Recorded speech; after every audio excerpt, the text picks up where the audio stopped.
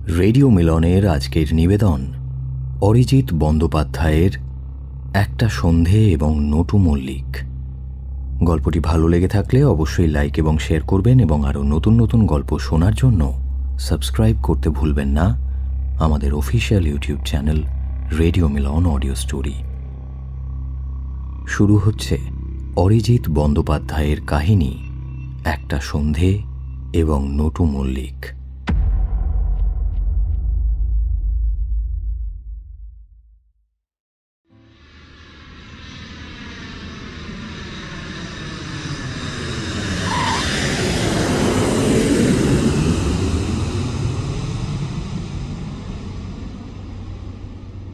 জনাচারেক পুরনো বন্ধু মিলে সেদিন সপ্তাহান্তের সন্ধ্যাবেলায় গিয়ে হাজির হয়েছিলাম প্রত্যয়ের বাড়িতে। সান্ধ্যকালীন পানাহারের ব্যবস্থা করেছিল প্রত্যয়। জম্পেশ আয়োজন ছিল।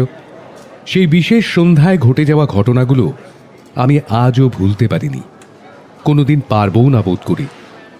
স্বীকার করতে বাধা নেই, এমন তাজ্জব জীবনে কখনো হয়নি। আজ অনেক দিন পরে সেদিনের সেই গল্পই বলতে বসেছি। খুব মনে পড়ছে। কাজের সূত্রে আমার খুব বেশি দিন কলকাতায় থাকা হয় না। বছরের বেশিরভাগ সময় ব্যাঙ্গালোরেই থাকি। স্ত্রী পুত্র ওখানেই থাকে। আমার স্ত্রীও আমার কোম্পানিতেই কর্মরতা। তবে কলকাতায় বিডন স্ট্রিটে আমাদের পুরনো সেকেলে বাড়িটা আজও আছে। আমার জ্যাঠা কাকার পরিবারের অনেকে এখনও সেখানে থাকে। বাবা মা দুজনেই গত হয়েছে ওই বাড়িতে থেকেই। ও বাড়িতেই ছেলেবেলা কেটেছে। এখনও অনেক টাটকা স্মৃতি জড়িয়ে আছে ওই বাড়ির 25 ইঞ্চি পুরু দেওয়াল আর গোল গোল থামের আনাচে কানাচে। তাই কলকাতায় এলেই এখনও এই বাড়িতে না উঠে পারি না। আমার আর আমার পরিবারের জন্য দুটো ঘর বরাদ্দ আছে এখনও। বাড়ির পুজো পার্বণ আর মেরামত মেনটেন্যান্সের জন্য আমার বরাদ্দ অংশ দিতে আমি কখনোই কার্পণ্য করিনি। নিয়মিত টাকা পাঠাই ব্যাঙ্গালোর থেকে, কারণ পুরনো বাড়ির ঐতিহ্যের দাম আমার কাছে অনেক। এসব ব্যাপারে আমি আর 5 জনের থেকে একটু আলাদা, আনঅর্থোডক্স। সেবার দিন দশেকের জন্য আমাদেরই কলকাতা অফিস ব্রাঞ্চে একটা কাজ সামলাতে আসতে হয়েছিল। আসার কয়েকদিনের মধ্যে দুর্গাপুজো। কাজের শেষে একেবারে পুজোর ছুটি কাটিয়ে তবে ব্যাঙ্গালোর ফিরব, এই ছিল প্ল্যান। বউয়ের চতুর্থীর রাতে আসার কথা। প্রতি বছর বাড়ির পুজোয় আমরা এখনও সবাই জমায়েত হই। প্রায় 150 বছরের পুরনো সাবেকি পুজো। দিন বদলের সাথে সাথে পুজোর আচারে কিছু কিছু আধুনিকীকরণ হয়েছে বটে, তবে মিত্রবাড়ির পুজো যে এখনও তার সাবেকিয়ানা টিকিয়ে রেখেছে পুরো দমে, এই কথা বলার অপেক্ষা রাখে না। হ্যাঁ, তা যা বলছিলাম, সেদিন কলকাতায় ল্যান্ড করতে না করতেই ফোনের স্ক্রিনে দেখি প্রত্যয়ের নাম। তখন সবে এয়ারপোর্ট থেকে ক্যাবে উঠেছি। ফোন রিসিভ করতেই সে জিজ্ঞেস করলো, কাল ইভিনিংয়ে কি করছিস? তেমন কিছু না, অফিস থেকে ফিরে তারপর বাড়িতেই আছি। তাহলে আর কি, অফিস থেকে সোজা আমার এখানেই চলে আয়। শান্তনু আর সুকমলকেও ডেকেছি। Coincidentally both of them are now in Kolkata. Shantanu সুকন্যাকেও নিয়ে আসবে। Don't be late. প্রত্যয় জানতো আমি কলকাতায় আসছি, কারণ দূরে থাকলেও আমাদের মধ্যে নিয়মিত কথাবার্তা হতো, এখনও হয়। আর এখন এই সোশ্যাল নেটওয়ার্কিং সাইটের দৌলতে সবার সাথে সবার ডিজিটাল কানেকশনটা জোরদার হয়েছে, সন্দেহ নেই। কে কি করছে, কি খাচ্ছে, কোথায় যাচ্ছে, অনেক সময় ইচ্ছা না থাকলেও এসব দেখতে হয়, চোখে পড়ে যায়। সেদিন প্রত্যয়ের মুখে নামগুলো শুনে এক ঝলকে স্কুল কলেজের দিনগুলোর কথা মনে পড়ে গিয়েছিল। শান্তনু, সুকমল, সুকন্যা, এই নামগুলো একসময় জীবনে এমনভাবে জড়িয়েছিল, তখন কোনোদিন ভাবতেও পারতাম না যে ওদের না দেখে 1 সপ্তাহ কাটাতে পারবো বলে। অথচ এখন কেমন বছরের পর বছর কাটিয়ে ফেলি, ভাবতে কীরকম যেন অদ্ভুত লাগে। সময় আর পরিস্থিতি সব কিছুকেই কেমন বদলে দেয়। সবার ব্যাপারে বিস্তারিত বিবরণ এই গল্পের নিরিখে নিষ্প্রয়োজন। তবে সুকন্যার কথা আলাদা করে একবার বলতেই হয়। ও ছিল যাকে বলে সবার মধ্যমণি। ওর মতো মেয়ে আমি সত্যিই খুব কম দেখেছি। ওর প্রেমে বোধ করি সবাই অনেকবার করে পড়েছি। তারপর ডুব সাঁতারে দম না পেয়ে হাঁকপাঁকও করেছি বহুবার। যে সময়ের কথা বলছি সে সময় ওর হৃদয়ের তল পাওয়া ছিল দুষ্কর। আমাদের সকলের সাথেই ও খোলা মনে মিশেছিল। সবার সাথেই ঘুরতো ফিরতো, সিনেমা দেখতো, ক্যাফেটেরিয়াতে বসতো, কিন্তু ব্যাস ওইটুকুই। পরিষ্পাত কঠিন ব্যক্তিত্বের খোলস ছাড়িয়ে হৃদয়ের আসল খোঁজ কেউই পেত না। আজ স্বীকার করতে বাধা নেই, আমিও পেতাম না। আমার বাড়ির পুজোয়ও যখন আসতো, সাদা শাড়ির আঁচল কোমরে জড়িয়ে সন্ধে পুজোর পদ্ম সাজাতো বা বাড়ির মা দিদিদের সাথে হাত মিলিয়ে পুজোর প্রসাদ ভাগ করত, আমি এক মনে উপরের বড় বারান্দায় দাঁড়িয়ে সেই দৃশ্য দেখতাম আর সিগারেটের ধোঁয়া ছাড়তাম। ধোঁয়ার আড়াল থেকে দেখা সুকন্যার সেই চেহারা আজও যেন স্বপ্নের মতো মনে হয়। সে কথা ভাবলে এখনো বুক টনটন করে ওঠে। সুকন্যার কথা ভেবে সেদিন অনেকেরই বুক টনটন করে উঠেছিল যেদিন ওর বিয়ে ঠিক হয়। শেষে কিনা শান্তনু, এমন বিস্ময় বাক্য তখন সবারই মুখে মুখে। অমন স্মার্ট ডাকসাইটি সুন্দরী শেষে কিনা শান্তনুর মতো ছেলের গলায় মালা দেবে। শান্তনু লাজুক, কম কথা বলা, লোকজনের সাথে মিশতে না পারা, গোলগাল বেটেখাটো চেহারার ছেলে। আশ্চর্যের ব্যাপার এই যে সবকিছুই পার পেয়ে গেল। কষ্ট সেদিন সবাই পেয়েছিল, আমি পেয়েছিলাম, প্রত্যয় পেয়েছিল, সুকোমল পেয়েছিল, আরও কারা কারা পেয়েছিল জানি না। শেষে অবশ্যই মনের দুঃখকে বুকে চেপে ওদের বিয়েতে গিয়ে খেয়েও এসেছিলাম। দুঃখের সমবেথী যখন অনেকে থাকে, সে দুঃখ ভোলা সহজ হয়ে যায়। এক্ষেত্রেও বোধ করি তাই হয়েছিল। তারপর থেকে বছর 5 সুকন্যাকে আর দেখিনি। ওকে নিয়ে আমাদের বন্ধু মহলে আলাপ আলোচনা আজও চলে, তবে আজ সেসব কিছুই অনেক ফিকে হয়ে গেছে। এখন আর সময় কোথায়? সময় আর ভাবনা সবই তো বন্ধক দেওয়া, অফিস, উন্নতি আর অর্থ উপার্জনের বিনিময়। এমনটাই হয়। আজ ছেলেবেলার শহরে পা দিয়েই সুকন্যার কথা শুনে হঠাৎ যেন মনটা কেমন হয়ে উঠল। ক্যাব ড্রাইভারের FM-এ 90s-এর রোম্যান্টিক হিন্দি গান চলছে। জানলার কাঁচে মাথা রেখে বসে রইলাম কিছুক্ষণ। এক একটা পুরনো গানের সুর অতীতের স্মৃতিকে উস্কে দেয়। এক একটা গান এক একটা টাইম ফ্রেমকে মনে করিয়ে দেয় যেন। গাড়ি VIP রোড ক্রস করে উল্টোডাঙ্গার দিকে চলেছে। এই শরৎকালে পুজোর আগে আগে কলকাতা শহর এক আলাদা সাজে সেজে ওঠে। স্বচ্ছ আকাশ আর চারিপাশে একরকম মন ভালো করা মিষ্টি গন্ধ। একমাত্র এই শহরের মানুষ ছাড়া এই অনুভূতি আর কেউ বুঝবে না। আর আমার মতো যারা বাধ্য হয়ে এই শহর থেকে দূরে থাকে, তারা আরও বেশি করে বুঝবে। যাই হোক, কলকাতা শহরকে নিয়ে এই গল্প না, সুকন্যাকে নিয়েও না। এই গল্প প্রত্যয়কে নিয়ে, বলা ভালো প্রত্যয়ের নটু মল্লিককে নিয়ে। কে এই নটু মল্লিক? আসছি সে কথায়। আগে প্রত্যয়ের কথা একটু বলে নি। প্রত্যয় আমার ছেলেবেলার বন্ধু, এক স্কুল এক কলেজ। আজও বাংলা সাহিত্য জগতে ভালো নাম করে ফেলেছে। ছেলেবেলা থেকেই ওর লেখায় ধার ছিল বেশ। যে কোনো বিষয় নিয়েই লিখত। একবার শুরু করলে সে লেখা শেষ না করে ওঠার উপায় নেই। আজ বছর 10 হতে চলল প্রত্যয় এখন স্বনামধন্য সাহিত্যিক। ওর লেখা প্রায় সবকটি গল্প উপন্যাসই আমি পড়েছি। বাইরে থেকেও ওর লেখালেখির খবর পাই। টিভির পর্দায় মাঝে সাঝেই সাহিত্যিক প্রত্যয় আচার্যকে দেখা যায় আজকাল। খুব সমজদার পাঠক না হলেও বন্ধুটির লেখা আমার বেশ ভালোই লাগে। তাই কলকাতায় থাকলে আর কাজের ফাঁক পেলেই ওর সাথে আড্ডা মারতে চলে যাই। প্রত্যয় এখন ভবানীপুরের কাছে নতুন ফ্ল্যাট কিনেছে। বিয়ে থা করেনি, একলাই থাকে। একজন সর্বক্ষণের চাকর সাথে থাকে। কাল কিসের নেমন্তন্ন বুঝলাম না। মনে হয় পুজোয় ওর নতুন লেখা বেরিয়েছে, তারই সেলিব্রেশন হবে। পুরনো বন্ধুদের সাথে দেখা হবে, এটা ভেবেই বেশ ভালো লাগছে।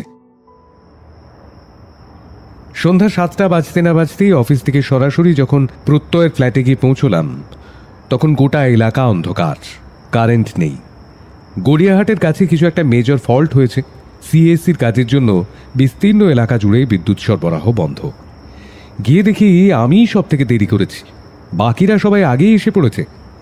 আজকাল আর কারেন্ট যায় না সেরকম, তাই লোকের বাড়িতে জেনারেটর ব্যাটারির ব্যবহার কমে এসেছে।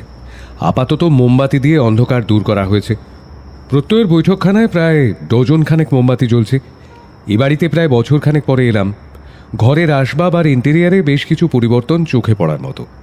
সব কিছুতেই গৃহকর্তার সাফল্যের ছাপ সুস্পষ্ট। দেখলাম সোফা আর চেয়ারে ভাগাভাগি করে সুকোমল, শান্তনু আর সুকন্যা বসে আছে। আমার অচেনা আরও দুজনকেও দেখলাম। এছাড়া আর কোনো অতিথি নেই। বুঝলাম প্রত্যয় খুব কাছের কজন বন্ধু ছাড়া আর কাউকে আজ ডাকেনি। সুকন্যার চেহারাতে বিশেষ কোনো পরিবর্তন হয়নি, সে একই রকম আছে। তবে আচরণে ছটফটে ব্যাপারটা মনে হয় আর আগের মতো নেই। সবার হাতেই গ্লাস, সামনের টি টেবিলের ওপর নানা ধরনের খাবার দাবার সাজানো, আতিথেয়তার কোনো ত্রুটি নেই। পুরনো বন্ধুদের সাথে কুশল বিনিময়ের পর প্রত্যয়কে আর না জিজ্ঞাসা করে পারলাম না, হ্যাঁ রে, আজকের অকেশনটা ঠিক কি? প্রত্যয়ের মুখে কান এঁটো করা হাসি। বলল, একদিন পরে আমরা সবাই আজ কলকাতায়, এটাই কি সেলিব্রেশনের যথেষ্ট কারণ নয়?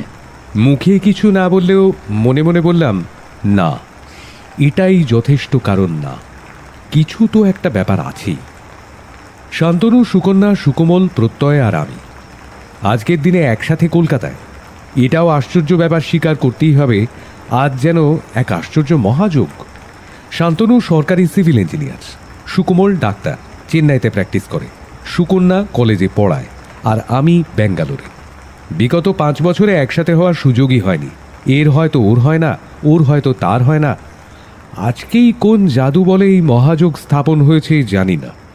প্রত্যয় অনেকদিন থেকেই তকে তকে ছিল, আজ সবাইকে পেয়েই এই সুযোগও হাতছাড়া করেনি। তাও মনে মনে ভাবলাম, শুধু রিইউনিয়নই কি প্রত্যয়ের উদ্দেশ্য, নাকি অন্য কোনো কারণও আছে? এই অন্য কারণটি পরিষ্কার হলো ঘণ্টাখানেক পরে, যখন এক কাঠখোট্টা চিমসে চেহারার ঢ্যাঙা লোক তার অবিন্যস্ত পোশাক আর তাপ্পি মারা ছেঁড়া ছাতাটা বগলদবা করে ঘরে এসে ঢুকল। লোকটার সর্বাঙ্গ জলে ভিজে গেছে। এতক্ষণে খেয়াল করিনি, বাইরে বেশ এক পশলা বৃষ্টি হয়ে গেছে, আরও হবে বোধহয়। আকাশ মেঘে লাল, মাঝে মাঝে বিদ্যুতের ঝলকানি আর তার সাথে সাথে কড়কড় করে শব্দ হয়ে চলেছে। এই আগন্তুক লোকটি ঘরে ঢোকার সাথে খোলা জানলা দিয়ে দমকা জলো ঠান্ডা হাওয়া ঢুকে শরীর জুড়িয়ে দিয়ে গেল। বুঝলাম, প্রত্যয় এই লোকটির আসার অপেক্ষায় বহুক্ষণ ধরে ঘর বার করছিল, জানলা দিয়ে উঁকি মেরে মেরে নিচে দেখছিল। কিন্তু এর চেহারা বা পোশাকের সাথে এবাড়ির এই বৈঠকখানা একেবারেই যেন খাপ খাচ্ছে না। কে ইনি? কেনই বা প্রত্যয় এঁকে এত খাতির করছে? এরকম চেহারার একজন লোক প্রত্যয়ের মতো একজন স্বনামধন্য সাহিত্যিকের বন্ধু হতে পারে? ভদ্রলোকের মুখ চোখ খুব ভালো করে মোমবাতির আলোয় দেখতে পাচ্ছি না, শুধু চুপসে যাওয়া তোবড়ানো মুখে খাড়া নাকটা মোমের আলো পড়ে জল জল করছে। তোদের সবার সাথে আলাপ করিয়ে দিই, ইনি হলেন গিয়ে শ্রীযুক্ত নটরাজ মল্লিক, ওরফে নটু মল্লিক। মল্লিক মশাই বিগলিত হয়ে কপালে হাত থেকে প্রণাম করে চেয়ারের উপর জড়সড় হয়ে বসলেন। আমাদের সবার চোখ মল্লিক মশাইয়ের উপর নিবদ্ধ। সবাই হয়তো আমার মতোই ভাবছে, এমন লোক কিভাবে প্রত্যয়ের বন্ধু হতে পারে। এ ব্যাপারে প্রত্যয় বলেছিল, ও লেখার কাজে সবসময় ওকে বিভিন্ন পেশার তথা সমাজের বিভিন্ন শ্রেণীর মানুষের সাথে মিশতে হয়, প্রয়োজনে বন্ধুত্বও করতে হয়। বাজারে গিয়ে দোকানে কিভাবে কথা বলছে, রাজমিস্ত্রি কি ভাষায় তার হেল্পারকে ধমকাচ্ছে, এসব ভাষা রপ্ত করার জন্য এসব নাকি খুব জরুরি। প্রত্যয় পাড়ার চায়ের দোকানে চায়ের ভাঁড় হাতে নিয়ে চুপচাপ বসে আশপাশের লোকজনের গুলতানি শোনে, এসবও নাকি তার গপ্পে কাজে লাগে। নটু মল্লিক অবশ্য প্রত্যয়ের বন্ধু ছিল না, ছিল ওর বিভিন্ন গল্পের রসদ জোগাড়ু। সোজা কথায় নটু মাঝে সাঝে এসে প্রত্যয়কে গপ্পের প্লট জুগিয়ে যেত, মাগনা না অবশ্যই, তার বদলে তার পকেটও ভরত। এমন পেশার কথা বাপের জন্মে শুনিনি। পরে জেনেছিলাম বহুকাল ধরে অনেক বড় বড় সাহিত্যিকের আড়ালে এমন বহু নটু মল্লিকের অবদান থেকে এসেছে। তাদের নাম কেউ কখনো জানতে পারে না। এই ভদ্রলোকের নামও আমরা জানতে পারতাম না, যদি না প্রত্যয় আজ ওকে আমাদের সামনে এনে হাজির করাতো। এ ব্যাপারে প্রত্যয়ের সৎ সাহস আছে বলতে হবে। ও চেয়েছিল ওর কাছের কজন মানুষ অন্তত জানুক লোকটার পরিচয়। অর্থের বিনিময়ে সব কৃতজ্ঞতার ঋণ কি আর শোধ হয়? নটু প্রচার বিমুখ, সে কিছুতেই আসতে চায়নি। তাকে প্রায় জোর করেই প্রত্যয় আজ এনে হাজির করেছে। এ কথা সে তার কথায়, বার্তায়, আচার আচরণে বারবারই প্রকাশ করে চলেছে। আমাকে আবার এসবের মধ্যে ডেকে আনার কি দরকার ছিল কথা? আমি কোথাকার কে? আমি হলাম কি একজন সামান্য কি বা এমন করেছি? আপনার লেখাতেই তো কাটে, আপনার হাতের জাদুতে। থেকে থেকে এসব কথা বলে নিজের জড়তা কাটানোর চেষ্টা করছে সে। ব্যাপারটা আমাদের সবার কাছেই বেশ ইন্টারেস্টিং মনে হলো। প্রত্যয়ের থেকে ওর সম্পর্কে যেটুকু শুনলাম, লোকটা নিছক অমায়িক, বয়সের গাছপাথর নেই, পেটে বিদ্যা আছে কিনা জানা যায় না, তবে অভিজ্ঞতার ঝুলি অফুরন্ত। কতকটা নিজের অভিজ্ঞতা আর কতকটা কল্পনার রং চড়িয়ে সে এমন সব আজব আজব গল্প ফেঁদে বসে, তা থেকেই প্রত্যয় বহুবার নানা গল্প উপন্যাসের প্লট পেয়ে যায়, আর সেসব প্লটের নাকি কোনো তুলনাই হয় না। কাজের সূত্রে লোকটা দেশের নানা জায়গায় ঘুরেছে। কাজ বলতে উঁচু কোনো পদে চাকরি না অবশ্যই।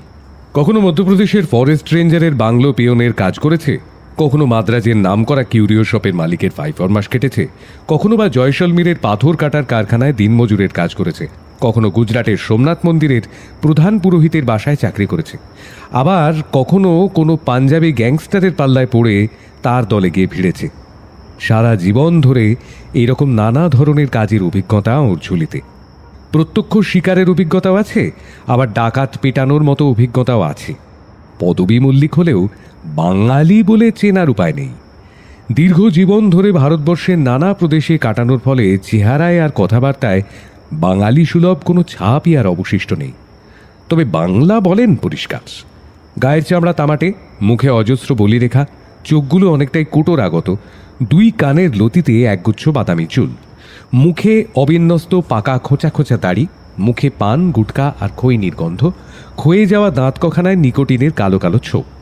সুযোগ পেলেই তিনি সেই দাঁত কখানা বের করে বিনয়ের হাসি হাসেন। চেহারা যে এককালে ভালোই ব্যায়াম করা পেটানো ছিল তা আজও শরীরের গড়ন দেখলে বোঝা যায়। দীর্ঘ মেরুদণ্ডটি আজ বয়সের ভারে সামনের দিকে ধনুকের মতো বেঁকে গেছে।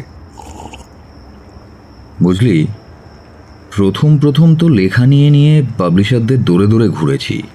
জানলার ধারে দাঁড়িয়ে হাতের গ্লাসে অল্প এক সিপ চুমুক দিয়ে বলল প্রত্যয়। নতুন লেখক শালা কেউ পাত্তাই দিতে চায় না। কেউ মাসের পর মাস অপেক্ষা করিয়ে রাখছে, তো কেউ বলছে এ লেখা কাটবে না দাদা, আর কেউ বা বলছে না মশাই লেখায় সেই দমক কোথায়, আর পত্রিকাগুলোতে তো তিল ধারণের জায়গা নেই। এই পর্যন্ত বলে প্রত্যয় একটু থামল। বাইরে বৃষ্টির তেজ বেড়েছে। আর আজ একটু নাম হতে না হতেই পাবলিশারদের তারা, আরও লেখা চাই, আরও চাই। এই পত্রিকায় পুজোর লেখা ছাপা হতে না হতেই ওই পত্রিকায় পয়লা বৈশাখের লেখার তাগাদা শুরু হয়ে যায়। যেমন তেমন লেখা হলেই হলো, নাম হয়ে গেছে না। বুঝলাম, লেখক মহলে নাম করলেও আমার বন্ধুটির জীবনে শান্তি নেই, রাতের ঘুম নেই। এই ক্রাইসিস মনে হয় যে কোনো সফল লেখককেই তাড়া করে বেড়ায়। নিত্য নতুন লেখা চাই, নিত্য নতুন ফিকশনাল প্লট চাই। প্লট মৌলিক হতে হবে। সেই একই প্লটে আগে ভাগেই কেউ গল্প ফেতে বসে আছে, এমনটা হলে চলবে না। জ্বালা অনেক। প্রত্যয় বলে চলল, তাই নটুর সাথে আলাপ হয়ে আমার অনেক উপকার হয়েছে বুঝলি।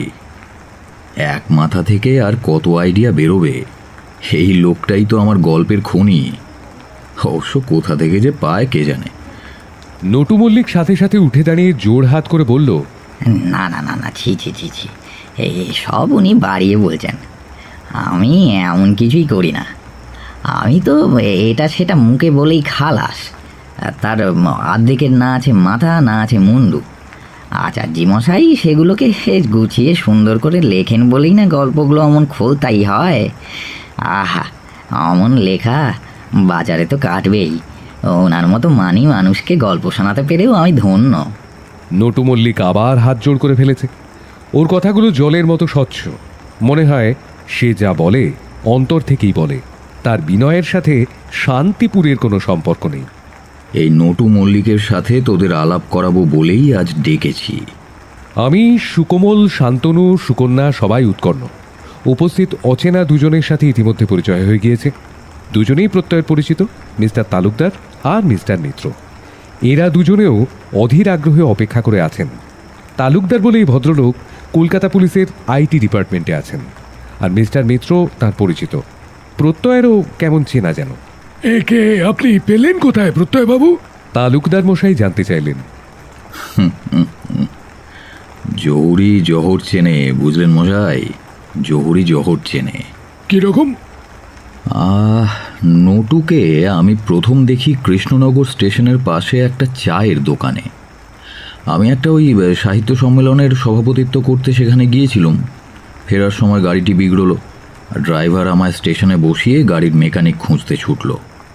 ভাবলাম কিছুক্ষণের মধ্যে গাড়ি ঠিক হলে ভালো, নয়তো আমি রাতের ট্রেন ধরেই বাড়ি ফিরব। অত রাতের ট্রেন যখন, ভিড়ের সম্ভাবনা নিশ্চয়ই নেই। পরে গাড়ি ঠিক হলে ড্রাইভার গাড়ি নিয়ে চলে আসবে। অগত্যা সামনের একটা চায়ের দোকানে গিয়ে ঢুকলাম। আগেই বলেছি, এসব চায়ের দোকানে বসে সময় কাটাতে আমার বেশ লাগে। লোকজন দেখি, তাদের কথা বলার ধরন খেয়াল করি, এ সব কিছুই লেখার কাজে লাগে। একজন লেখক যদি জনসমাজ বিমুখ হয়ে যান, তবে তার লেখনী কতটা সুখপাঠ্য হয় তা নিয়ে আমার মনে বেশ সন্দেহ আছে। যাই হোক, কিছুক্ষণ সেখানে থেকেও বুঝলুম রাত বাড়লে এসব চায়ের দোকান আর চায়ের দোকান থাকে না, চুল্লুর ঠেক হয়ে যায়। সামনের চাতালে বেশ কিছু বেহেড মাতাল ইতিমধ্যেই গড়াগড়ি দিতে শুরু করেছে। তাদিকে আমার আপত্তি নেই। কিছুক্ষণ বসে থেকে আমার নজর গেল সামনের বেঞ্চে বসা জনা কয়েক ছেলে বুড়োর দিকে। নটু সেই জটলার মধ্যমণি হয়ে বসে আছে, আর বাকিরা সবাই তার গপ্প শুনছে এক মনে। নটুর বাচনভঙ্গি আর গপ্প বলার ঢঙে একটা স্বাভাবিক ছন্দ আছে, আর তার গলায় স্থানীয় ভাষার টান নেই। তার বাংলা উচ্চারণ যেমন স্পষ্ট, হিন্দিও বলছে তেমনই ঝরঝরে। কান খাড়া করে আমিও গপ্প শুনতে লাগলুম। নটু তখন সেখানেই থাকত, কৃষ্ণনগরের এক নামকরা লাইব্রেরিতে তদারকির কাজ করত। কে নটু, ঠিক বলছি তো? নটু হাসি মুখে নিঃশব্দে মাথা নেড়ে বুঝিয়ে দিল, প্রত্যয় ঠিকই বলছে। মাঝে মাঝে সন্ধে হলেই নাকি ওই চায়ের দোকানে নটুর গল্পের আসর বসত। সেই প্রথম দেখা? হ্যাঁ, সেই প্রথম। তারপর থেকে এখনও নটুর সাথে আমার সম্পর্ক অক্ষুণ্ণই আছে। মাঝে সাঝেই সে আমার বাসায় এসে গপ্প করে যায়। এখন ওই হাওড়ার রামরাজাতলার কাছে একটা ভাড়া ঘরে থাকে। এখন এই গপ্প সাপ্লাই ওর পেশা। এমন পেশার কথা সত্যি আগে শুনিনি। অবাক হয়ে জানতে চাইলাম, এতে আপনার চলে যায়? ঘাড় গুঁজে মাথার উস্কো খুস্কো চুলের মধ্যে সরু লিকলিকে আঙুলগুলো দিয়ে বিলি কাটতে কাটতে নটু মল্লিক বলল, আগে হ্যাঁ হ্যাঁ বাবু, তার চলে যায় একরকম। একা মানুষ, এক ভাই ছাড়া তো কোনো কালে নিজের লোক বলতে কেউ ছিল না। বাপ মার কথাও মনে পড়ে না। ভাইটিও আমার মতো এদিক সেদিক কাজ করে বেড়াতো, আমারই মতো বাউন্ডুলে। এই বলে সে একটু থামল, তারপর দুঃখের সাথে বলল, তবে আজকাল আর তার কোনো খোঁজ পাই না। কোথায় আছে, কেমন আছে কে জানে। আমার একার পেট চলে যায় বাবু। জীবনে কত রকমের কাজ যে করেছি তার কোনো ইয়ত্তা নেই। কোথায় না কোথায় ঘুরেছি। এখন তো অনেক ভালো আছি বাবু, সেদিক থেকে বলতে গেলে। এই এটা সেটা গপ্প বলি আর পকেট ভরে যায়। তা তুমি কি শুধু প্রত্যয়কেই প্লট সাপ্লাই দাও, নাকি আরও অনেককেই? বাবু, একবার যখন এ পথে রোজগারের হদিশ পেয়েছি, তখন আর থেমে থাকি কেন? তার মানে আরও অনেক লেখকের কাছে তোমার যাতায়াত আছে? তাঁদেরও গল্পের ভাড়ারে টান পড়লে তুমি রসদ যোগাও? আমার প্রশ্নের উত্তরে সম্মতিসূচক ইঙ্গিতে নটু আবার ঘাড় গুঁজে মাথা নাড়ল। আমি আবার জিজ্ঞাসা করলাম, তা কারা তারা? আগে মাফ করবেন বাবু, তেনাদের নাম আমি বলতে পারবো না। এই বাবুর নামও আমি তেনাদের বলিনি। তবে সবাই নামই লেখক বাবু, সব প্রাইজ পাওয়া লিখিয়ে। তা এত লোককে এত গপ্প সাপ্লাই করো, এত প্লট তুমি পাও কোথায়? অত প্লট আমি জানি না বাপু। জীবনে অনেক কিছু দেখেছি, শুনেছি, শিখেছি, সেসব কথাই বলে যাই। এগুলো থেকে যে নামি দামি গপ্প হতে পারে তাই ভাবিনি কোনো কালে। নামি দামি গপ্প কথাটা বেশ নতুন ঠেকলো আমার কাছে।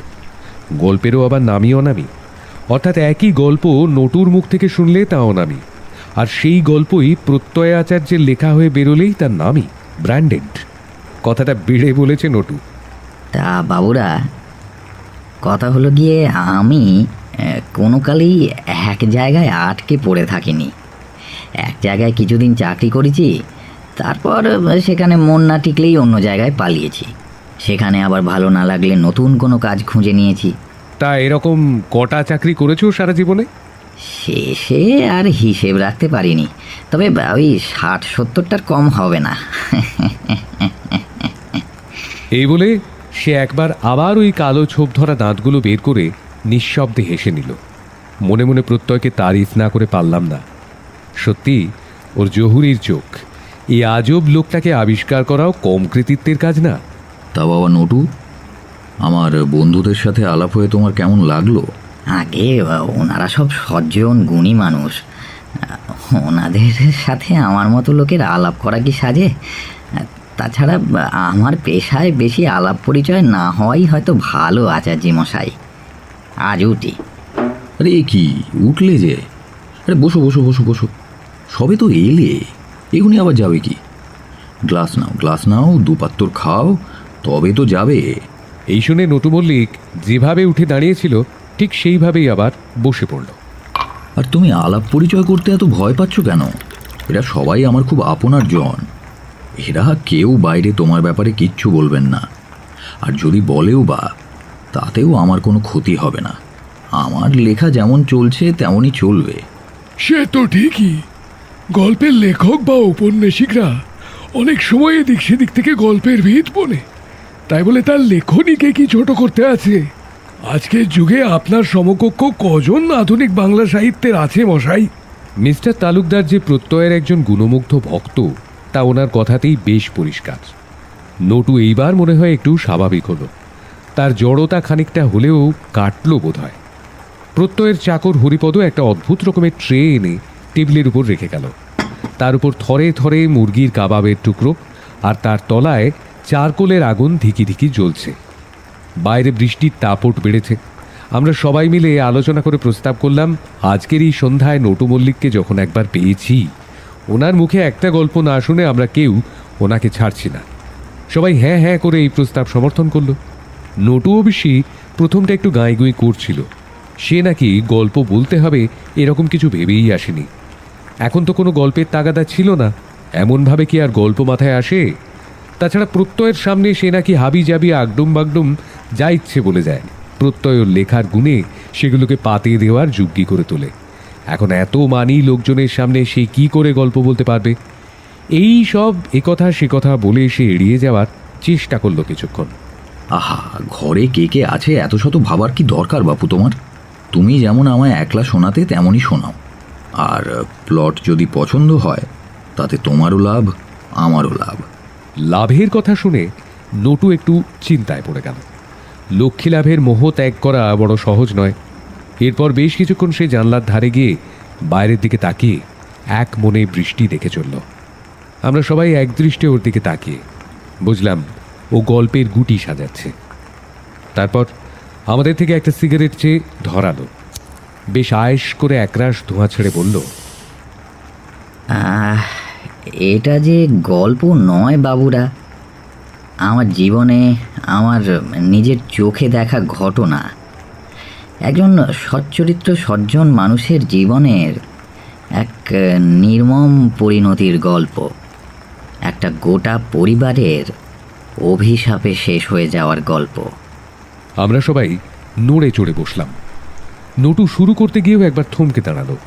তারপর প্রত্যয়ের দিকে তাকিয়ে বলল, এই গল্প আপনি কি লিখবেন নাকি আচার্যি মশাই?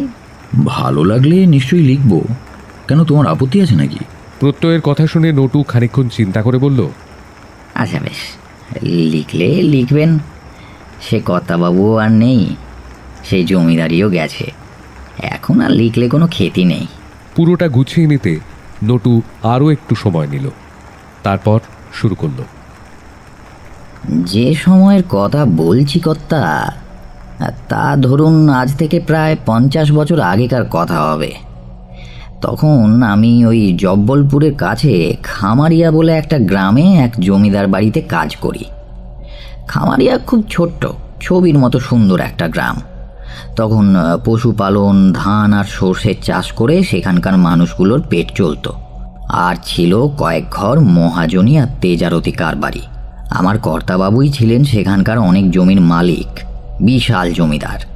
আর তেমনই বিশাল তার সেই জমিদার বাড়ি। এমন বাড়ি আমি কখনো দেখিনি আগে।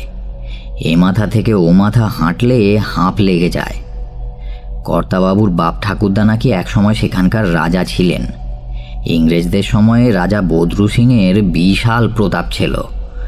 তা সেই বদরু সিংয়ের নাতি হলো গিয়ে আমার কর্তামশাই বিলাস সিং। একদিন কানে খবর এলো এই বিলাস সিংয়ের সাথে সর্বক্ষণের জন্য থাকার মতো একজন বিশ্বস্ত লোক চাই। খবর পেয়েই ছুটলুম খামারিয়া। বুক ঠুকে গিয়ে দেখা করলুম কর্তাবাবুর সাথে। গিয়ে তো আমি মনে মনে কর্তাবাবুর যেমন ধারা চেহারা আমি ভেবে রেখেছিলুম, গিয়ে দেখি তার সাথে কোনো মিলই নেই। আমি তো ভেবেছিলুম 4 পুরুষের রাজবংশের রক্ত বইছে গায়ে, তেনার হয়তো 10 আসই চেহারা হবে, মাথায় পাগড়ি হবে, নাকের নিচে বড় পাকানো গোঁফ হবে। ওমা, গিয়ে দেখি অবাক কাণ্ড। কর্তাবাবু বেঁটে খাটো গোল গাল মানুষ, ফর্সা তেলতেলে গায়ের চামড়া, মাথার ওপরে ঢেউ খেলানো চুল, আর চোখের ওপরে শৌখিন দড়ি বাঁধা সোনার চশমা। পড়বার সময় সেটি চোখে লাগাতেন, নয়তো চোখ থেকে সরিয়ে গলায় ঝুলিয়ে রাখতেন। মনে মনে ভাবলাম, নটুর গল্প বলার কায়দা তারিফ করার মতো। ও লেখাপড়া শিখলে নির্ঘাত প্রত্যয়দের ভাত মারত।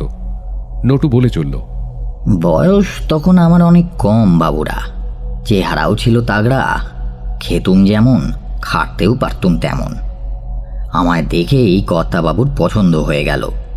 প্রথম দিনই আমায় জিজ্ঞেস করলো আমি বন্দুক চালাতে পারি কিনা। আমি বললুম রাজস্থানে বার মেরেছিলুম কিছুদিন, ওখানে 1 নলা 2 নলা সবই চালিয়েছি। ওই পিস্তল কখনো ছুঁড়িনি, তবে শেখালে শিখে নিতে পারবো। 2-একটা কথা শুনেই বাবু আমায় পছন্দ করে ফেললেন। চাকরিও সেদিনই পাকা হয়ে গেল। চাকরি বলতে শুধু বাবুর সঙ্গে সঙ্গে থাকা আর কি। কাজকর্মে অর্ধেক দিন উনি ঘরেই থাকেন না। আজ বিলাসপুর, কাল ভিলাই, পরশু রায়পুর, এই করে বেড়ান খালি। আরে তখন তো দিনকাল পাল্টাতে শুরু করেছে। বসে বসে জমিদারি কারবার করার দিন তখন আর নেই। বুঝলুম, টাকা কড়ি যা ছিল তাই দিয়ে বাবু নানা রকম ব্যবসা ফেঁদে বসেছেন। সেই কাজেই এদিক ওদিক ঘুরতে হয় আর কি। তা ঠিক হলো, বাবু যেখানে যেখানে যাবেন আমিও সাথে সাথে যাব, ওর পাশে পাশে থাকব। দিনে দিনে নাকি বাবুর শত্রু সংখ্যা বাড়ছে। একজন বিশ্বস্ত শক্তপোক্ত লোকের সবসময় পাশে থাকাটা জরুরি। দিন কয়েকের মধ্যে আমার পোশাক চলে এলো। রিভলভার চালানোও শিখে ফেললুম। কুকরি চালানোর বিদ্যাটা তো আগে থেকেই শেখা ছিল, কাজেই নতুন করে আর শিখতে হলো না। বাবুর কাজটা ছিল ভারী অদ্ভুত। উনি সব বড় বড় সরকারি কাজে মাল মশলা সাপ্লাই করতেন। আবার কোথাও রাস্তা তৈরি হচ্ছে, ব্রিজ তৈরি হচ্ছে, জঙ্গল সাফ করে স্টেশন বানানো হচ্ছে, সর্বত্রই ছিল তেনার যাতায়াত। জঙ্গলের কাঠ নিলাম হতো, সেখানেও তিনি। সব কিছুতেই তাঁর ছিল একচেটিয়া কারবার। উনি সেসব অনেক কম দামে সরকারের থেকে কিনে নিতেন, তারপর সুযোগ সুবিধে মতো ইধার কামাল উধার বেচে দিতেন। তবে ব্যাপার হলো গিয়ে, এই ধান্দায় আমদানি যেমন ছিল, ঝুট ঝামেলাও ছিল বিস্তর। যত দিন যেতে লাগলো ক্রমে ক্রমে সব বুঝতে পারলাম। অত বড় বাড়ি হলে কি হবে, চাকর বাকর নিয়ে মোটে 4টে প্রাণী, কর্তাবাবু, গিন্নিমা, দশরথ আর কমলি। কর্তাবাবুর ছেলে মেয়ে ছিল না। নটু মল্লিক এক নিঃশ্বাসে গল্প বলে চলেছে। গল্প বলা তার যেন নেশার মতো, কোনো দিকে কোনো হুঁশ নেই। বাইরে অবিরাম বৃষ্টি পড়ছে, মোমবাতির শিখাগুলো হঠাৎ হঠাৎ দমকা হাওয়ায় কেঁপে কেঁপে উঠছে, আর তার সাথে সাথে ঘরের দেয়ালে আমাদের ছায়াগুলো একইভাবে কেঁপে উঠছে।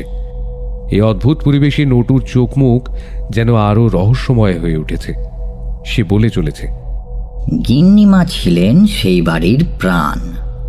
অমন পাষাণপুরী, অত বড় একখান অট্টালিকা লোকজনের অভাবে একেবারে খাঁ খাঁ করত। রাত বিরেতে সাদা সাদা দেওয়াল আর পেল্লায় খিলানগুলো যেন রাক্ষসের মতো হাঁ করে গিলতে আসত। একমাত্র গিন্নিমার জন্যই ও বাড়িতে প্রাণ ছিল।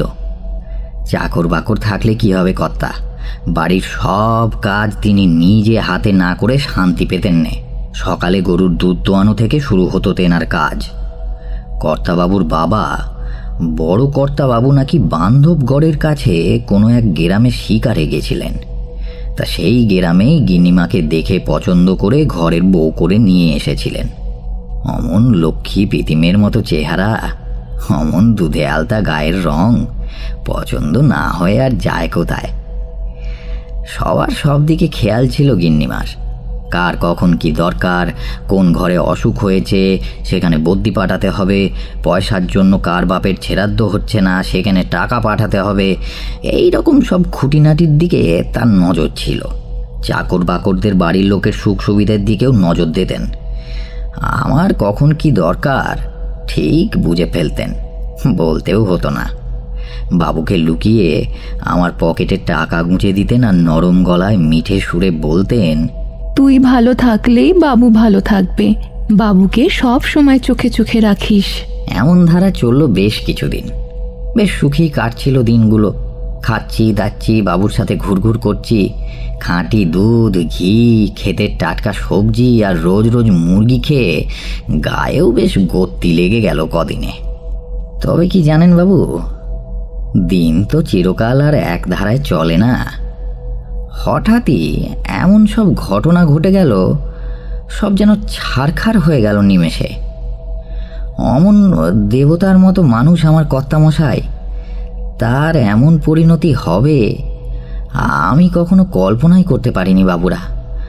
আর গিন্নিমার কথা কি বলবো আপনাদের, শেষকালে ওর মুখের পানেও আমি চাইতে পারতাম না। সেই রক্তশূন্য ফ্যাকাশে পড়া মুখ দেখলেই আমার চোখে জল আসতো। কি থেকে যে কি হয়ে গেল। আরে কি হলো সেটাই আগে বলো না ছাই। এবারে অধৈর্য হয়ে বলে উঠল সুকোমল। আমি কিন্তু অধৈর্য হইনি, বরং এক মনে নটুর গল্প বলার ধরন লক্ষ্য করছিলাম। হ্যাঁ হ্যাঁ বাবু, বলছি। বলতে যখন বসেইছি সে কথা নিশ্চয়ই বলবো, তবে সবটা তো জানি না, যেটুকু জানি তাই বলবো। তার আগে আরেক পাত্র দেবেন বাবু, গলাটা আর একটু ভিজিয়ে নি। তার মনে হয় অল্প নেশা হয়ে গেছে। এক সিপে বেশ খানিকটা স্কচ গলায় ঢেলে নটু আবার শুরু করলো। তা গোলমালটা বাঁধলো জীবনলাল শর্মা বলে একজনকে নিয়ে। এই জীবনলাল ছিলেন মহাজনী কারবারি। খামারিয়া গ্রামে কর্তাবাবুর পেল্লায় জমিদার বাড়িটা ছাড়া আর শুধুমাত্র জীবনলালেরই পাকা বাড়ি ছিল, এবং তারও সম্পত্তি কিছু কম ছিল না। সিল্কের জমকালো কুর্তা পায়জামা আর গলায় সোনার হার ঝুলিয়ে সে সব সময় ঘুরে বেড়াতো। গা থেকে ভুর ভুর করে আতরের গন্ধ ছড়াতো। জীবনলালের বয়স কর্তাবাবুরই আশেপাশে হবে, বা হয়তো কি আর একটু কম হবে। আমি ও বাড়িতে থাকার পরপরই দেখতাম জীবন মাঝে সাঝেই আসেন, এবং উনি এলেই কর্তাবাবু কেমন যেন গম্ভীর হয়ে যান। জীবনলালকে নিয়ে গিন্নিমার সাথে কর্তাবাবুর অশান্তিও লাগে বেশ কয়েকবার। কিছুদিন সব কিছু থমথমে হয়ে যায়। বাড়িটাতে কেমন যেন একটা চাপা উত্তেজনা ঘিরেই থাকে ওই জীবনলালকে নিয়ে। এই জীবনলাল কদিনেই আমার চোখের বিষ হয়ে উঠল। কিন্তু জীবনলালকে নিয়ে এত এই ঝামেলা কেন, আর এই লোকটা কেনই বা এ বাড়িতে বারবার আসে, প্রথমটা ঠিক ঠাকুর করতে পারছিলুম না। পরে পুরনো চাকর দশরথের কাছ থেকে জানতে পারলুম আসল কথা। কর্তাবাবুর বাবা মানে বড় কর্তা, তিনি ছিলেন খুব মানে ওই যাকে বলে আয়েশ প্রিয় মানুষ আর কি। গোটা জীবন ধরে শুধু নিজের শখ আহ্লাদের পেছনে টাকা উড়িয়ে গেছেন। ওড়াতে ওড়াতে ভাঁড়ারে যখনই টান পড়েছে তখন এই জীবনলালের বাবার থেকে টাকা ধার করেছেন। জীবনলালের বাবাও নাকি ছিলেন সুদখোর মহাজন। তা সেই সব পুরনো সই করা হ্যান্ড নোটগুলোকে বাক্সে পুরে জীবনলাল মাঝে সাঝেই হানা দেয়। সুদে আসলে সে নাকি অনেক টাকা, মানে কর্তাবাবু ব্যবসা করে করে সে দেনা অনেক মিটিয়েছেন, কিন্তু এখনও নাকি অনেক বাকি। কর্তাবাবুর সমস্ত জমিদারি বেচে দিলেও সে দেনা নাকি শোধ করা যাবে না। সেই তাগাদা করতেই সে আসে। তা আমি মনে মনে ভাবলুম, এ আবার কেমন ধারা পাওনাদার বাপু, তুমি ধারের টাকা পাও ভালো কথা, তোমার ন্যায্য কাগজপত্র আছে তাও মানলুম, তার রোজ রোজ হেতা এসে ঝামেলা বাড়ানোর কি আছে? সরাসরি কোর্টে যাও না, তাহলেই তো ঝামেলার নিষ্পত্তি হয়। কিন্তু বেশ কিছুদিন পরে বুঝলুম এত সহজে ঝামেলা নিষ্পত্তি হওয়ার নয়, এর ভেতরে আরও বড় কোনো ঘটনা আছে।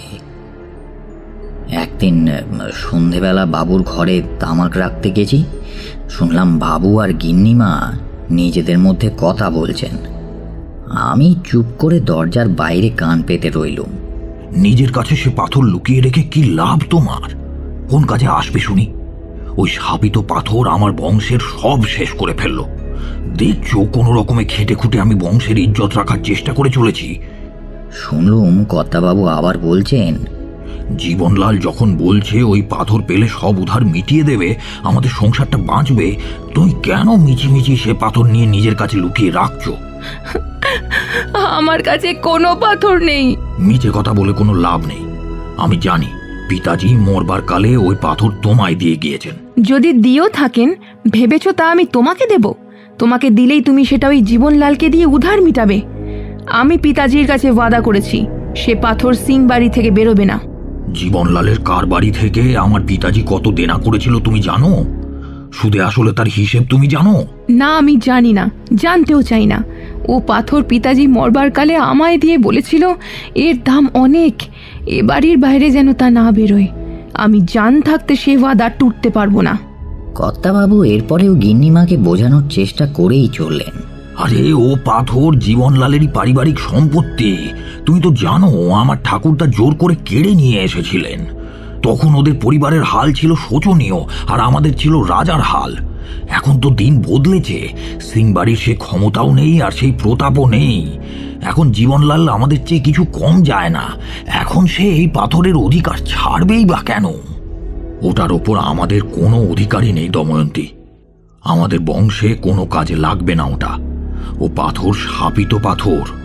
দেখো না, ওটা আসার পর থেকেই সিং বাড়িতে ভাঙন লেগেছে। নয়তো টাকা রোজগারের জন্য এ বাড়ির ছেলে হয়ে আমাকে এভাবে খাটতে হয়।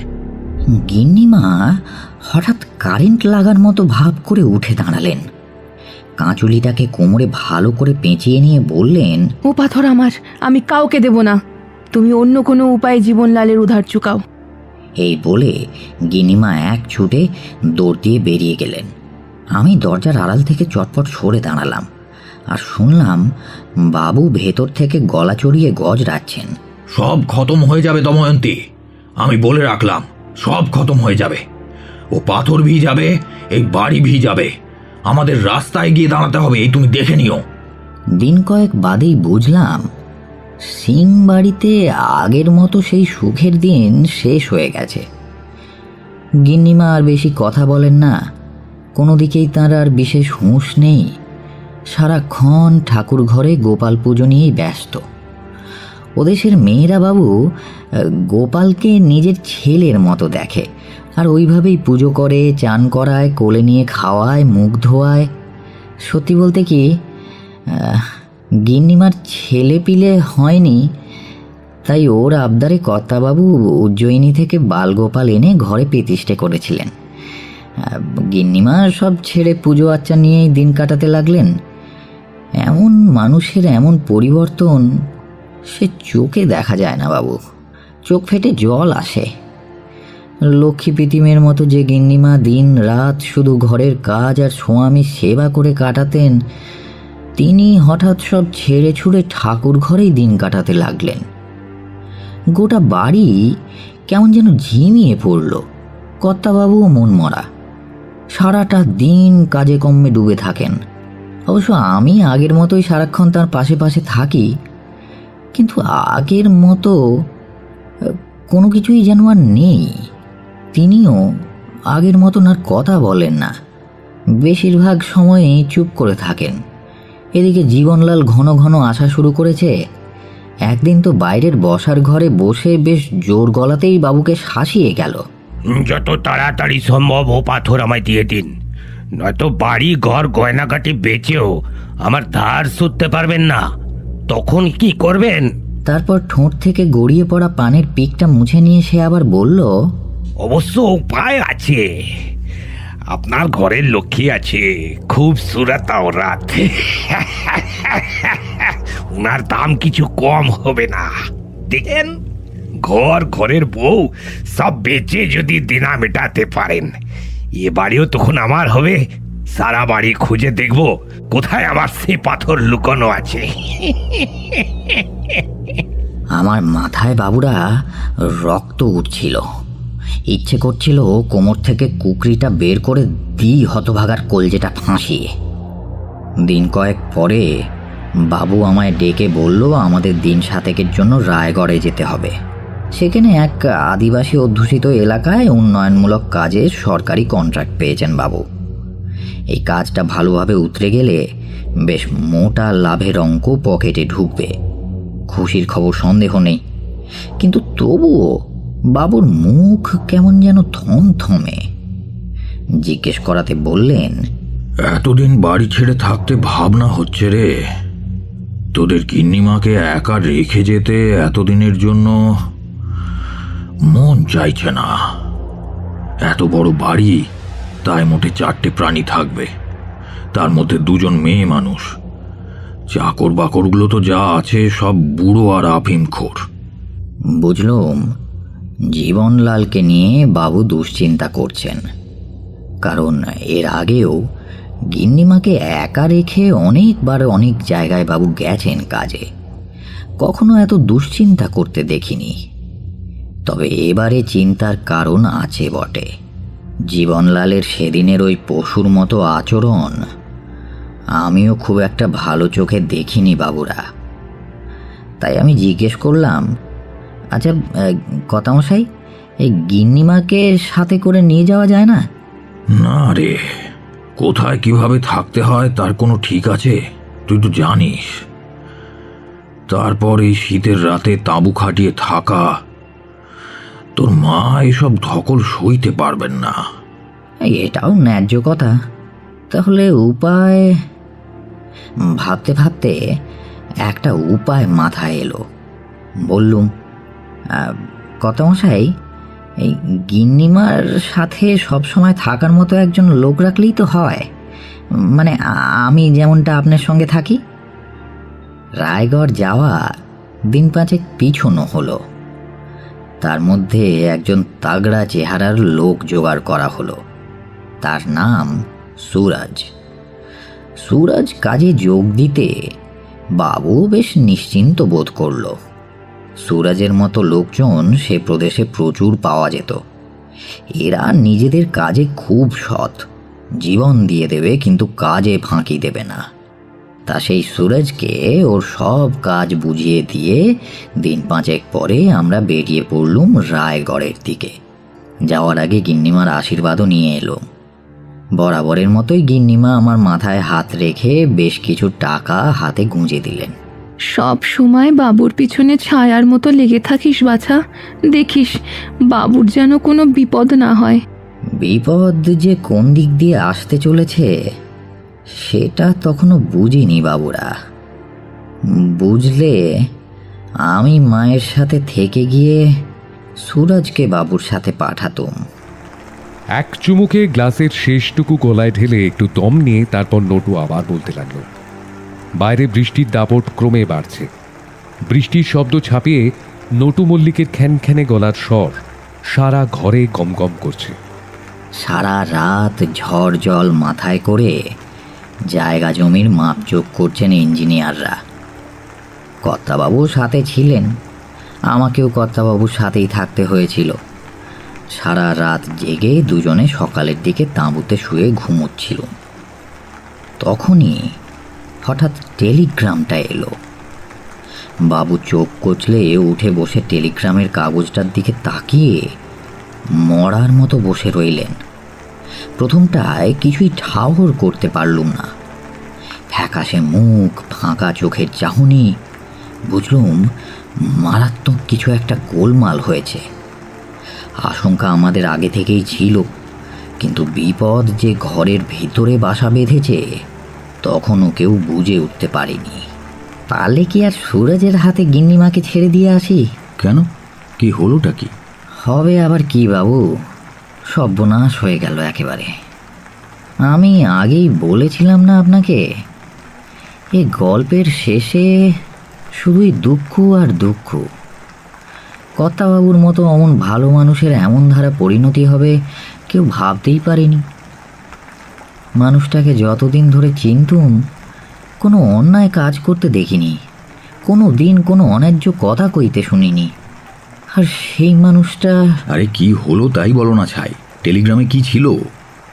কি থেকে যে কি হয়েছিল তা আজও জানি না বাবু, তবে যা হয়েছিল তা খুবই মানে মর্মান্তিক আর কি। বলতে গেলে আজও আমার বুক কাঁপে। সত্যি সত্যি মনে হলো নটুর গলা কাঁপছে। মোমের আলোয় ওর কোটরাগত জলে ভেজা চোখ দুটো বিড়ালের মতো জ্বলছে। আগে টেলিগ্রাম এসেছিল থানা থেকে। খামারিয়াতে একটা ছোট পুলিশের আউটপোস্ট ছিল তখন, ওখানকার দারোগাই টেলিগ্রাম করেছিলেন বাবুর নামে।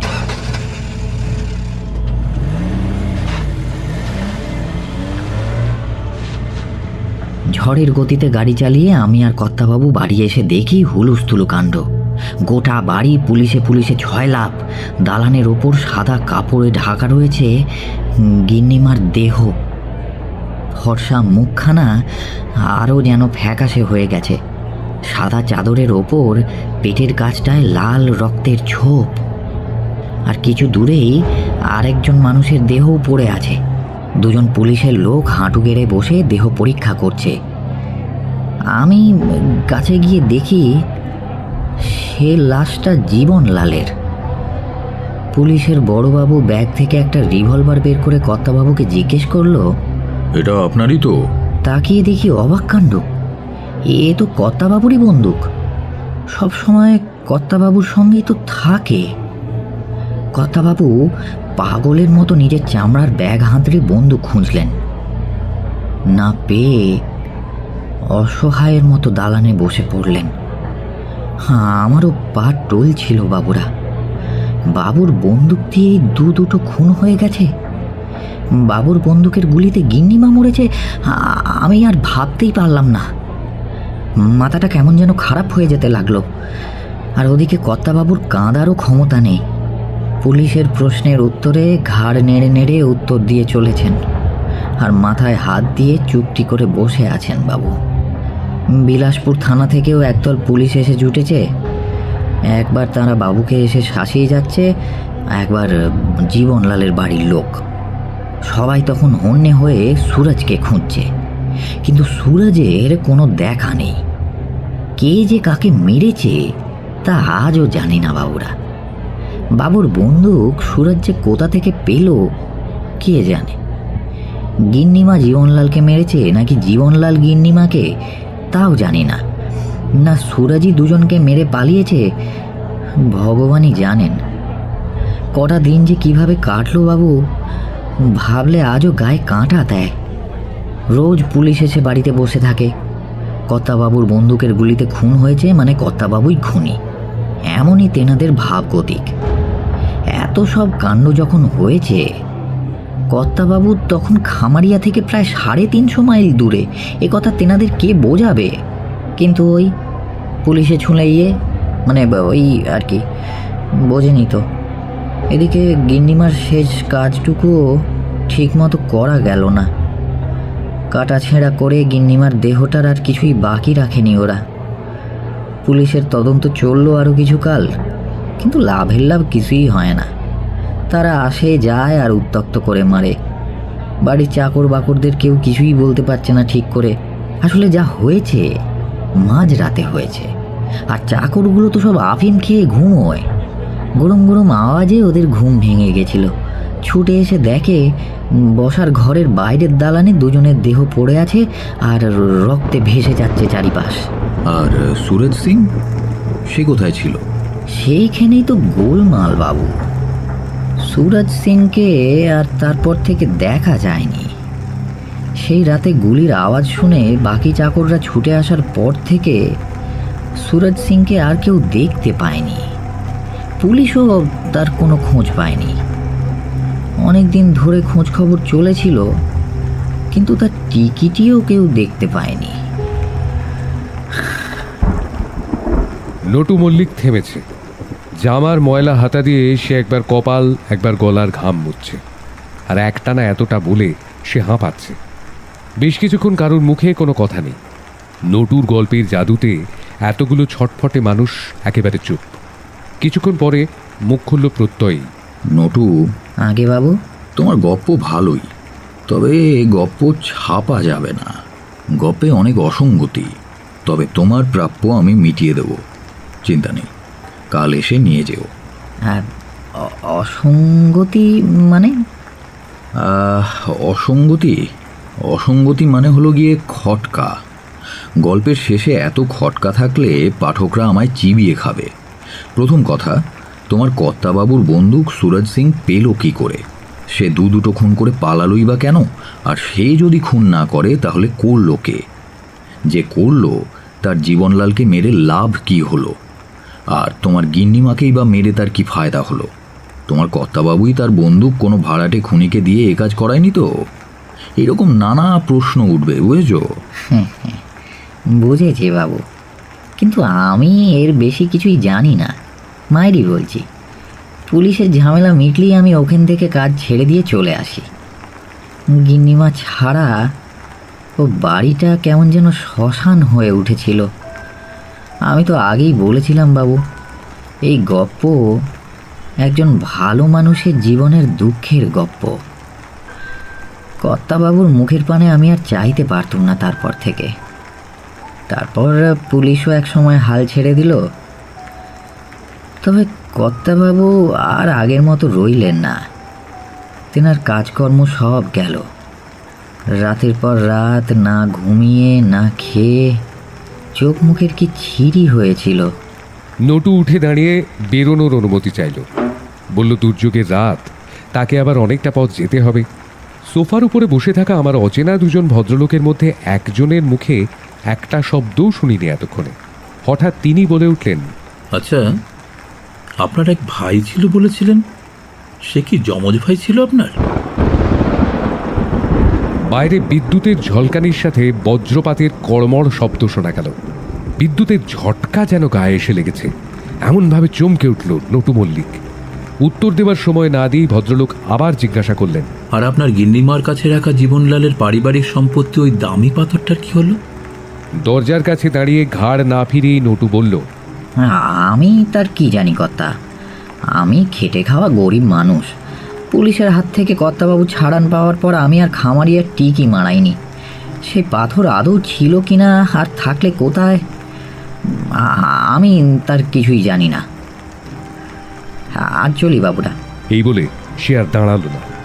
দরজার পাশ থেকে ছেঁড়া ছাতাটাকে নিয়ে হনহন করে দরজা দিয়ে বেরিয়ে বৃষ্টির অস্পষ্ট অন্ধকারে হারিয়ে গেল।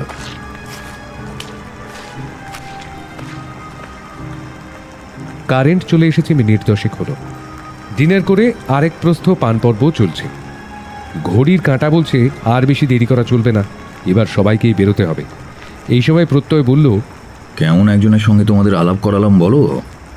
ওর ঝুলিতে এরকম অভিজ্ঞতা অফুরন্ত। অনেক খেটে খুঁটে এসে গপ্পটা শুনিয়ে গেল। কাল ওকে খুশি করে দেব, এতেই তো চলে বেচারার। কাল ওকে আর পাবেন না প্রত্যয়বাবু। সবাই পিছন ফিরে তাকিয়েছে সোফায় বসা সেই অচেনা ভদ্রলোকটির দিকে। প্রত্যয় প্রথমে আলাপ করিয়ে দিয়েছিল, কি যেন নাম, মিত্র না কি যেন। কাল ওকে আর পাবো না কেন বলুন তো? ইনফ্যাক্ট আমার মনে হয় আর কখনোই ওর দেখা আপনি পাবেন না। সে কি, কেন?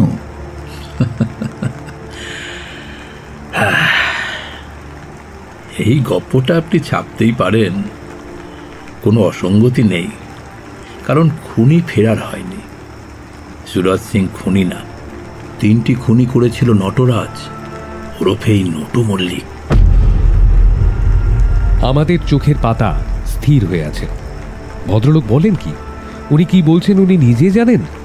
একজনের মুখে বলা গল্প, তাও আজ এত বছর আগের কথা, কিছু না জেনেই উনি এভাবে বলে চলেছেন। মিস্টার মিত্রর কথায় আমার ভাবনায় ছেদ পড়ল। উনি উঠে দাঁড়িয়ে বললেন, তালুকদারদা, আপনি লালবাজারের সাথে যোগাযোগ করে ছত্তিশগড়ে এই আনসলভ কেসটা সম্পর্কে জেনে নেবেন। ইন্ডিয়ার টপ 25 মিস্ট্রিয়াস আনসলভ কেসগুলোর মধ্যে এটা একটা। অনেক বছর আগে কলেজে পড়বার সময় এই কেসটা আমি স্টাডি করেছিলাম। ওর গল্প শুনতে শুনতে হুবহু মনে পড়ে গেল। তখন অনেক কিছুই বুঝিনি, এখন ওর গল্প শুনে সবটা পরিষ্কার হয়ে গেল। কিন্তু মার্ডারের সময় ও তোর মালিকের সাথে 350 মাইল দূরে, আর সে ঘটনার তো সাক্ষী ছিল। হ্যাঁ, সাক্ষী ছিল। সেই অ্যালিবাইয়ের জেরেই তো বাছাধন পার পেয়ে গিয়েছিল। কিন্তু ওর যে একটা যমজ ভাই আছে, তার কোনো সাক্ষী ছিল না। তাকে যে ও লুকিয়ে আনিয়ে নিজের জায়গায় পাঠিয়েছিল ওর কর্তাবাবুর সাথে রায়গড়ে, তারও কোনো সাক্ষী ছিল না। নিজের ভাইকে রায়গড়ে পাঠিয়ে কর্তাবাবুর পিস্তলটা সাথে নিয়ে সে যে জমিদার বাড়িতেই ঘাপটি মেরে বসেছিল, তারও কোনো সাক্ষী ছিল না। সে কি তাহলে ওই পাথর হাতে নিয়েছিল? সে আমি কি জানি, আমি তো জিজ্ঞাসা করলাম। সে তো ছ্যাঁকা খাওয়ার মতো মুখ করে তাড়াতাড়ি পালালো। হয়তো ওই নিয়েছিল, নিজের মুখেই বলেছে ওই পাথরের কথাও জানতো। সুরজ 2 দিন আগে এসেছিল, ওর পক্ষে পাথরের কথা জানা সম্ভব না। কর্তাবাবুর রিভলভার হাতানো সম্ভব না। নটু নিজের মুখেই বলেছিল ও রিভলভার চালানো শিখেছিল। হয়তো জীবনলালকে বলেছিল ও পাথর খুঁজে দেবে, তার বদলে টাকা নেবে। হয়তো পাথর খুঁজেও পেয়ে গিয়েছিল। হয়তো পাথরটা লুকোনো থাকতো নটুর গিন্নিমায়ের বালগোপালের বিগ্রহে। কারণ পাথর নিয়ে ঝগড়া হওয়ার পর থেকে ওই গিন্নিমা সারাদিন ওই গোপাল নিয়েই থাকতো, অর্থাৎ পাথরটা চোখে চোখে রাখত। রিভলভার থেকে 3টে গুলি চলেছিল, 3টেই পয়েন্ট ব্ল্যাঙ্ক রেঞ্জ থেকে। এখন কে আগে গুলি খেয়েছে আর কে আগে মরেছে তা অনুমান করা শক্ত। গিন্নিমাকে মারতে হলো খুব সম্ভবত পাথরটা হাতানোর জন্য, আর জীবনলালকে মারতে হলো কারণ না হলে ওই পাথর জীবনলালের মতো লোকের হাত থেকে বাঁচাতে পারত না। আর সুরজকে মারতে হলো ওকে ফেরারি খুনি হিসাবে খাড়া করার জন্য। সুরজের বডি কাছাকাছি কোথাও ডাম করেছিল নিশ্চয়ই। জমিদার বাড়ির মামলা, তাই জল বেশি দূর গড়ায়নি। সুরজের বডিও পাওয়া যায়নি। রিভলভারটা কেন স্পটে ফেলে এসেছিল জানি না। হয়তো ভেবেছিল কর্তাবাবু রিভলভার থেকে গুলি চালালে ওটা থেকে কর্তাবাবুকেও ফাঁসানো যাবে, পুলিশ ওনাকেই সন্দেহ করবে প্রথম, আর হয়েও ছিল তাই। তো ওই পাথর পেয়েও নটুরাজ এই দুর্দশা কেন? কি জানি, বেচার জন্য সেরকম লোকও তো পাওয়া দরকার। নয়তো দেখুন গিয়ে পাথর নিয়ে ভাই ভাইয়ের যুদ্ধ লেগে গিয়েছিল হয়তো। নিজেই তো বলল ভাই এখন কোথায়ও জানে না, কোনো খবর নেই। যতই হোক অভিশপ্ত পাথর তো বটে। বেশ কিছুক্ষণ কারোর মুখেই কোনো কথা নেই। বাইরে বৃষ্টির দাপট কমে এসেছে। মিস্টার তালুকদার হাতের সিগারেটটাকে টেবিলে রাখা সুদৃশ্য কাচের অ্যাশট্রের মধ্যে গুঁজে দিয়ে বলল, ওর কথা শুনে আপনি এত কিছু বুঝলেন কি করে? গল্প তো আমরাও শুনলাম, কই কিছু খটকা লাগলো না তো? খটকা তো ডজন খানিক মশাই, কোনটা ছেড়ে কোনটা বলি। তবে একটা বলি শুনুন। আচ্ছা বলুন দেখি, খামারিয়া থেকে রায়গড় কতখানি রাস্তা? নটু তো বলল 350 মাইল। বেশ, তাহলে 300 মাইল মোটরে আসতে কতক্ষণ সময় লাগার কথা? মনে রাখবেন সে সময় কিন্তু হাইওয়ে ছিল না। তা খুব জোরে গাড়ি চালালেও 7-8 ঘন্টার কম না নিশ্চয়। বেশ, তাহলে সকাল সকাল টেলিগ্রাম পেয়ে নটুদের রায়গড় থেকে গাড়ি নিয়ে খামারিয়া পৌঁছতে নিশ্চয়ই রাত হয়ে গিয়েছিল। ঠিক, তা তো হবেই, অতটা পথ। খুন হয়েছে আগের দিন মাঝরাতে, পরের দিন রাত পর্যন্ত পুলিশ বডি বাড়িতেই ফেলে রাখবে? এত দেরি করবে কিসের জন্য? বডি তো পচে যাওয়ার কথা। অথচ নটু যে বর্ণনা দিচ্ছে সেরকম দৃশ্য অবশ্যই কল্পনীয়। পুলিশে বাড়ি ভর্তি, 2টো লাশ সাদা চাদর দিয়ে মুড়ে চাতালে রাখা। তার মানে আর কিছুই না মিস্টার তালুকদার, এই সব দৃশ্যই সে দেখেছিল, তবে রাতে না, সকালে লুকিয়ে দেখেছিল বলে এই দৃশ্য বর্ণনা আমাদের দিতে পারল। তারপর হয়তো সে গা ঢাকা দিয়ে তার ভাইয়ের খামারিয়া থেকে ফিরে আসার অপেক্ষা করে। এদিকে কর্তাবাবুর সাথে তার ভাই অর্থাৎ নকল নটু মল্লিক যখন বাড়ি এসে পৌঁছয় তখন থানা পুলিশের কচকচানি শুরু হয়ে গেছে। অর্থাৎ আসল আর নকল নটু মল্লিকের অদল বদল হওয়ার সুযোগ থাকে না। বাধ্য হয়ে তাকে তখন সাময়িকভাবে গা ঢাকা দিতে হয়। পরে সুযোগ বুঝে ভাইয়ের সাথে আবার ভূমিকা অদল বদল করে ফেলে। কাছেই মাঝের এই দৃশ্যটুকু তাকে কল্পনার আশ্রয় নিয়েই বলতে হয়। নিখুঁত কল্পনা সন্দেহ নেই, তবে টাইমিং একটু গোলমাল করে ফেলেছে। উফ দাদা, আপনার পায়ের ধুলো দিন। কতবার ভাবি আপনার মাথার সাথে আমার মাথা মেলাবো, কিছুতেই পারি না। এমন অঙ্ক মেলানো আপনার পক্ষেই সম্ভব। বাছাধন নটু মল্লিক তো জানে না, গল্প বলতে গিয়ে এত বছর পর এমন জাঁতা খলে পড়বে, বোঝার সাথে সাথেই সে চোঁচা দৌড় লাগিয়েছে। আপনি বললে কাল বাছাধনকে তুলে আনি নাকি? খেপেছেন? আপনি কি 50 বছর আগের কেস নিয়ে ওকে হাত করা পড়াবেন ভাবছেন নাকি? তা সে আপনারা ভাবছেন ভাবুন। আমার খেয়ে দিয়ে অনেক কাজ আছে, আমি চললাম। এই বলে ভদ্রলোক দরজার দিকে পা বাড়ালেন, আর যাওয়ার আগে প্রত্যয়কে থ্যাঙ্কস দিয়ে গেলেন এমন অসাধারণ এক সন্ধ্যা উপহার দেওয়ার জন্য। আমি যেন কেমন একটা ঘোরের মধ্যে পৌঁছে গেছি। ভদ্রলোক যা যা বললেন এতক্ষণ কোনোটাই ফেলে দেওয়ার মতো না, কিন্তু তাই বলে আশ্চর্য ক্ষমতা তো আপনার মশাই। আপনি এরকমভাবে সব অ্যানালিসিস করেন? না জিজ্ঞাসা করে আর পারলাম না। ভদ্রলোক আমার কাছে সরে এসে কানের কাছে মুখ এনে বললেন, কি করব বলুন, ছেলেবেলার স্বভাব তো ঠিক ছাড়তে পারি না। এই যেমন ধরুন, অন্ধকারের সুযোগ নিয়ে আপনি আর সুকন্যা দেবী এতক্ষণ চোখের ইশারায় যা যা কথা বলছিলেন সেগুলো আমি শুনে ফেলেছি, বুঝেও ফেলেছি, আর কিছু কিছু দেখেও ফেলেছি। কি আর করবো বলুন, ঢেকি তো, কাজেই স্বর্গে এসেও। ভদ্রলোকের গোফের নিচে তখন একগাল হাসি। আমি আর এক মুহূর্তও দেরি না করে ওকে বিদায় জানাতে দরজার দিকে পা বাড়ালাম। ইস, ভাগ্যিস এই কথাগুলো আর কেউ শোনেনি। উনিও আর পিছনে না ফিরে জুতো মচমচিয়ে অদৃশ্য হলেন। আমি হাঁপ ছাড়লাম। সাংঘাতিক লোক মাইরি, কে ইনি? কলকাতায় থাকিস না, কোনো খোঁজও রাখিস না, এনাকে আর চিনবি কি করে? ইনি স্বনামধন্য ক্রিমিনোলজিস্ট শ্রী মধুসূদন মিত্তির। আমরা সবাই যাকে মধু মিত্তির বলে চিনি আর কি। লালবাজারের দুঁদে অফিসাররা ওর বাড়িতে হত্যে দিয়ে পড়ে থাকে। নেহাত আমায় নিজের ছোট ভাইয়ের মতো খুব ভালোবাসেন, তাই ডাকলে আসেন। মাসখানেক পরে প্রত্যয়ের থেকে খবর নিয়েছিলাম। নটু মল্লিকের সত্যি আর কোনো খোঁজ পাওয়া যায়নি। সে একেবারে কর্পূরের মতো উবে গেছে যেন।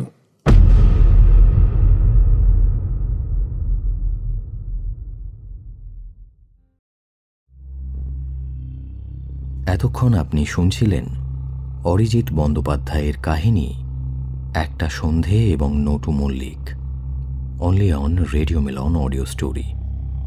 আগামী সপ্তাহে আরও একটি নতুন গল্প নিয়ে হাজির হব আমরা। শুনতে থাকুন রেডিও মিলন অডিও স্টোরি।